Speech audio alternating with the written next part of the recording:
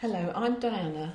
I've been working as an advocate in southern England now for 16 years, and I've come across a lot of different problems in that time. But this one actually stands out. This is about an elderly lady who has got into problems through no fault of her own. Her son referred her for help from our scheme, and these were financial and legal issues that were involved. An attorney had been appointed by Mother and everything should have been fine. The attorney should have been able to help sort out the financial issues. Unfortunately, the attorney developed health problems and had to resign. Nobody had picked up that this lady had developed dementia and did not actually understand quite what was happening. The approach would be to tell her, show her, get her agreement, rather than check the level of understanding. And that included instructions to solicitors, medical staff, everybody, so that nobody, until I visited, had actually picked up that there was a problem. In picking up this particular problem, I also found that there were 2 court cases in progress, both in respect of money owed by this lady. One was costs to the solicitors who had been supporting her through legal work, and then another one was in respect of money owed to a third party. The first one, with the help of the family, had been referred to the Legal Services Ombudsman, and there were court hearings pending. In the second case, the court had already granted a freezing injunction, which included a clause to enable care fees to be paid, but nobody knew how to implement that clause. So the bank had bounced the cheque, and she was therefore given notice of eviction from the nursing home.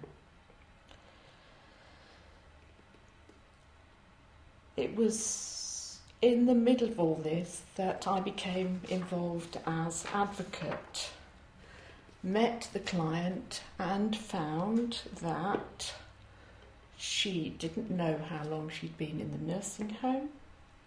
She didn't know what her financial situation was. She didn't know she'd instructed any solicitors. She didn't know which bank she used.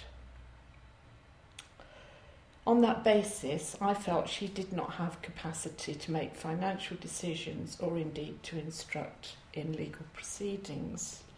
However, as an advocate, then I needed to try and deal with the issues in hand. In the first case, money owing to solicitors, I actually went to attend the court. I talked to the solicitor representing the other side.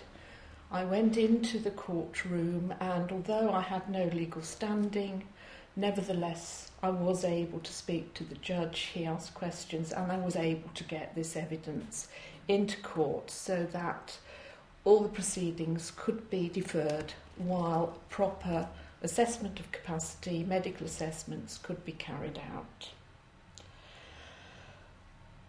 Meanwhile, of course, the legal ombudsman was dealing with this particular case, so I also needed to talk to the legal ombudsman about this situation.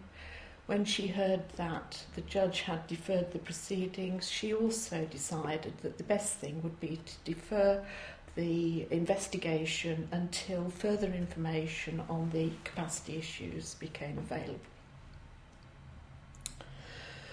In respect of the other case where there is a freezing injunction, I went into our local bank, branch of the client's bank, where we have a very long-standing working relationship, to seek advice on how to implement that part of the order that enabled care fees to be paid. With the guidance from my local bank, I talked to the manager of the nursing home, who was then able to go to the client's bank and sort out a detailed process, which involved getting a letter of confirmation from the solicitors who'd asked for the freezing injunction to instruct the bank to pay the care fees. This case is ongoing, but this is in progress. Meanwhile, a referral was made to social services by me as advocate in case there was actually a need to evict, and that social services could deal with the issues involved with that.